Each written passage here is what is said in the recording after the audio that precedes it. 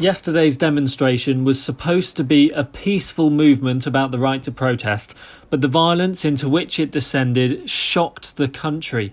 The Home Secretary, Priti Patel, labelled it thuggery and called it unacceptable. Bristol Mayor Marvin Rees says he's disgusted, and the chair of the Police Federation says those responsible should expect serious time in prison.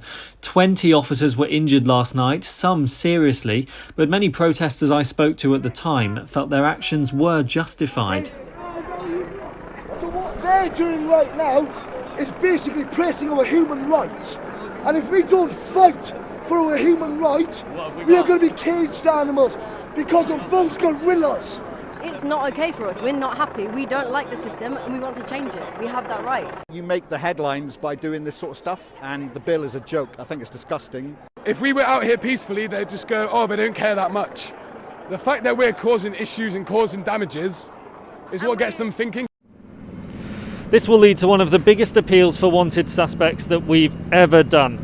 It's the day after the night before, and as the clean-up begins here on Bridewell Street, Avon and Somerset Police say they'll come down hard on those responsible for last night's violence.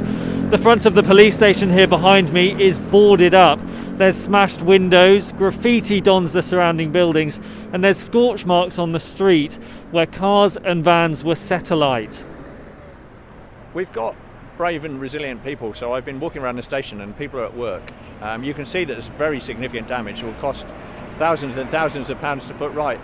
And 9 of the vehicles damaged last night that won't be going about their work today were safeguarding lighthouse teams, protecting vulnerable people. In terms of the damage to the vehicles, the damage to the vehicle, the cost of the policing and the investigation, I would say this will be over £1 million.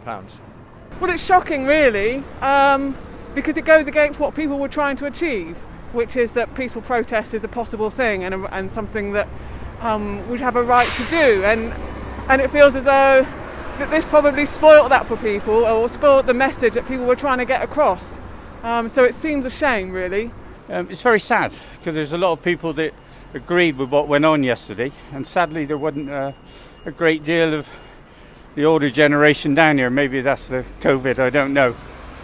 But in general, no, it's just a sad sign of the days, I think, at the minute. 20 police officers were injured in last night's violence. Some suffered broken bones, one a punctured lung. Yesterday's events were supposed to be about the right to peacefully protest, but many feel the way the night ended will have completely backfired on the movement. Exactly how this plays out, what happens in the days to come, remains to be seen.